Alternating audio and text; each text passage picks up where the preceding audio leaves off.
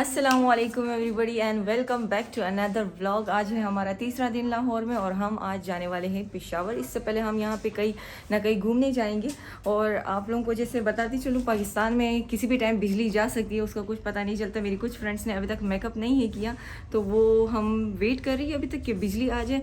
और ये सामान पैक हो चुका है हम सब लड़कियों का और रवाना होने के लिए तैयार है। तो दोस्तों इसके बाद मैं, कोमल और खुशबू यहाँ लॉगी में आकर बैठ गए क्योंकि बाकी लड़कियां अभी तक तैयार हो रही थी। उन्होंने कुछ लड़कियों ने मेकअप नहीं था किया, तो कुछ लोगों ने अभी तक हेयर स्ट्रेट नहीं थे किया और लाइट भी चली गई थी। तो भाई हमारा काम हो गया था, हम यहाँ पे आ गए थे। तब तक के लिए मैं आप लोगों को आज का आउटफिट दिखाती हूँ अपना। ये ड्रेस मैंने बरीजे से लिया था 7,500 रुपए का। यस, कॉमेंट सेक्शन में मुझे जरूर बताना आप लोगों को कैसा लगा। तो दोस्तों उसके बाद हमने अपना सारा सामान बस में रख दिया और म्यूजियम देखने चले गए। लेकिन वहाँ पे हमारे साथ एक वाकया हुआ, हम गलत जगह हमने एंट्री कर दी और उसके बाद फिर हमें मैम ने बताया कि नहीं ये जगह कोई और है, हमें यहाँ आना है। तो फिर हम यहाँ आ गए थे। ये है लाहौर का सबसे बड़ा म्यूजियम, लाहौर म्यूजियम। तो दोस्तों इस फाउंटेन पे हमारा थोड़ा ज्यादा टाइम लगा क्योंकि यहाँ पे हमारी लड़कियां तस्वीरें और वीडियोस बना रही थी। लेकिन आप लोगों को पता है चूंकि हमारी पूरी क्लास थी तो टाइम बहुत लगा। इंग्लिश में and this one is Urdu. ये सब डिस्क्रिप्शन लिखी हुई है अबाउट द गैलरी, कि इस गैलरी में हमारे पास क्या क्या मौजूद है और हमने इसे कैसे कैसे प्रिजर्व किया हुआ है। फिर उसके बाद आप ये देखो कि ये ऑब्जेक्ट है अगर, तो इसका हमने लेबल लिखा हुआ है पूरा डिटेल के साथ रिसर्च करके। Up of the showcase time period mention, ठीक है। ये 2 मिलियन ईयर्स बीपी के रॉ मटेरियल स्टोन्स हैं, ब्लेड्स हैं, कटर्स हैं, सब है, ठीक है। इसके बाद आप लोग ये देखो 7000 BC, जो कि मेहरगढ़ की मैंने बात आपको की ना अभी, ये वो वाली मेहरगढ़ की ऑब्जेक्ट्स हैं, मेहरगढ़ की हैं। फिर हड़प्पा, मोहनजोदाड़ो, आमरी, कोटीजी, उन सब से मेहरगढ़ के टाइम पीरियड में आप देखो ग्लास, पोर्स, ज्वेलरी, टेराकोटा, इतनी हमारे पास पुरानी तारीख मौजूद है। आप आगे जाके देखो ऑब्जेक्ट्स, ठीक है, इस तरह से। और ऊपर देखते जाना time period is mention 2600 BC, 1900 BC। इस पूरी गैलरी के अंदर ये चीज़ें डिस्प्ले में हैं।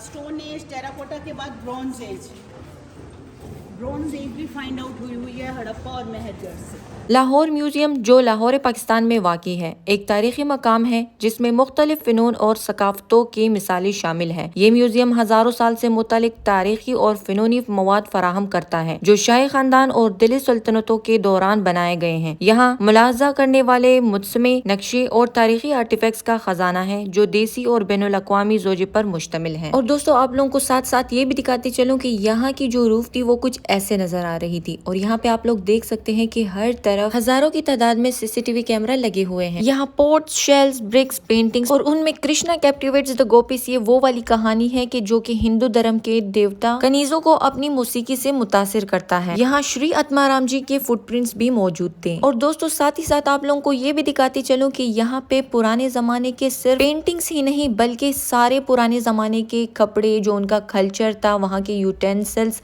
सब कुछ यहाँ पे मौजूद थे। इवन हर कल्चर के मौजूद थे, जैसे खैबर पख्तूनख्वा के अलग, पंजाब कल्चर के अलग।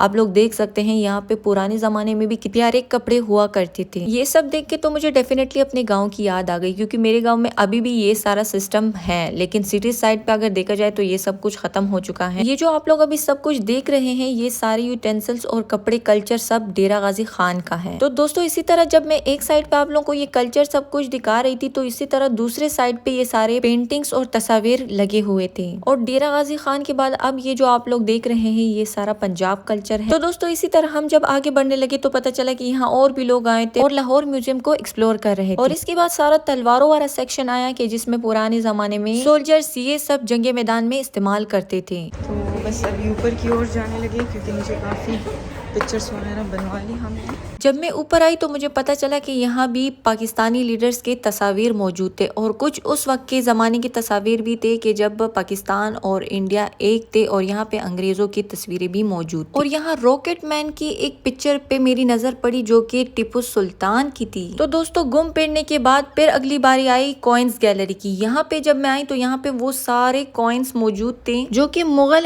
Emperors of India and sultan of Delhi के जमाने के थे। और दोस्तों यहाँ पे वो मेडल्स भी मौजूद थे जैसे निशान हैदर, हिलाल जुर्रत, सितारे जुर्रत, तमगाए दिफा, पाकिस्तानी मेडल्स जो आज तक हमने सिर्फ किताबों में पढ़े थे, वो आज मैंने यहाँ इस गैलरी में देख भी लिए। तो दोस्तों इस गैलरी के बाद में बड़ी अगली गैलरी की तरफ, और वो थी स्टैम्प कलेक्शन की। यहाँ पे वो सारे स्टैम्प्स मौजूद थे कि जब से पाकिस्तान आजाद हुआ था, यानी 1947 के बाद के जितने भी स्टैम्प्स थे वो यहाँ इन गैलरी में मौजूद थे।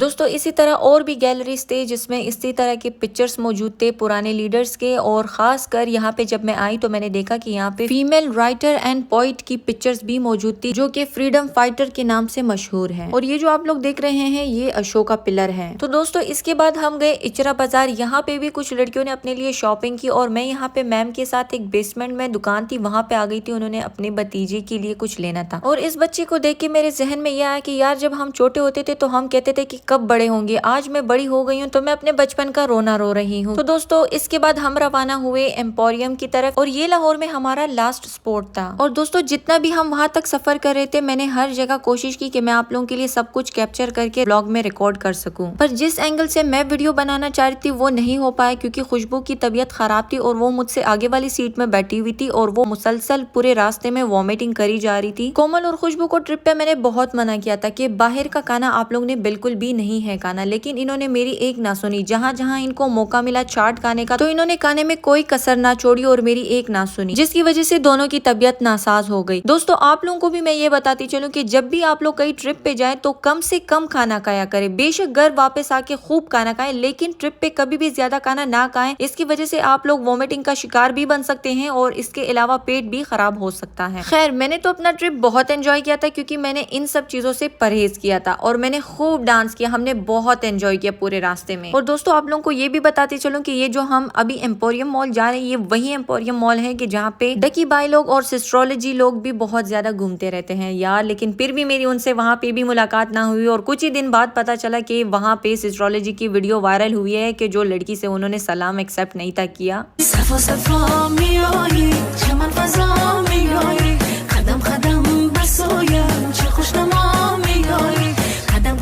तो ये दोस्तों हम आ ही गए थे, यहाँ पे बस को पार्क करना था और हमने उतरकर अंदर मॉल जाना था मैम के साथ। लेकिन जैसे ही हम मॉल में आए तो यहाँ पे सब अपने अपने ग्रुप्स बनाकर डिस्पर्स हो गए, कोई कहाँ चला गया तो कोई कहाँ। और दोस्तों ये आवाज गेस करके बताएं कि आप लोगों ने कभी बचपन में ये सुना है।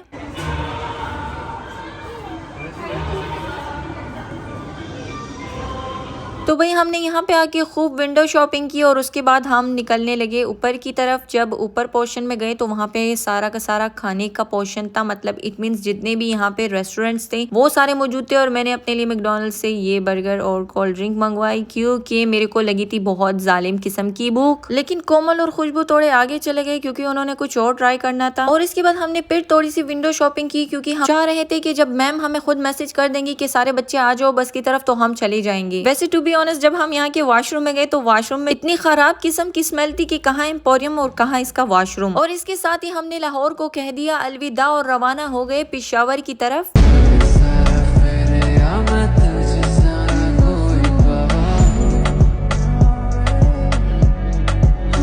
तो दोस्तों ये रात के 10 बजे हमने यहाँ पे स्टॉप किया था। आप लोगों को बताते चलो हम इतने लेट निकले थे तो जाहिर सी बात है हमने वापस पेशावर भी लेट ही पहुंचना था। और इतनी सर्दी की रात में बारबेक्यू और चाय तो बनती है। मेरी दोस्त ने 1 चीनी का चम्मच मेरे चाय में डाला तो मैंने कहा बहन 3 डालो, मैं चाय मीठी पीती हूँ। और ये रात के ऑलमोस्ट 1 बजे थे कि जब हम हयाताबाद पहुंचे। इसके बाद तो भाई सवाल ही नहीं पैदा होता कि मैं घर जाती। मैं भी आ गई अपनी दोस्तों के साथ हॉस्टल में रहने के लिए, क्योंकि सुबह वैसे भी क्लास अटेंड करनी थी तो यही से बस क्लास अटेंड करके घर रवाना होना था। तो दोस्तों आज के लिए इतना ही। अपनी दुआओं में याद रखें, अपना बहुत सारा ख्याल करें, चैनल को जरूर सब्सक्राइब करें। टेक केयर, बाय बाय, अल्लाह हाफिज।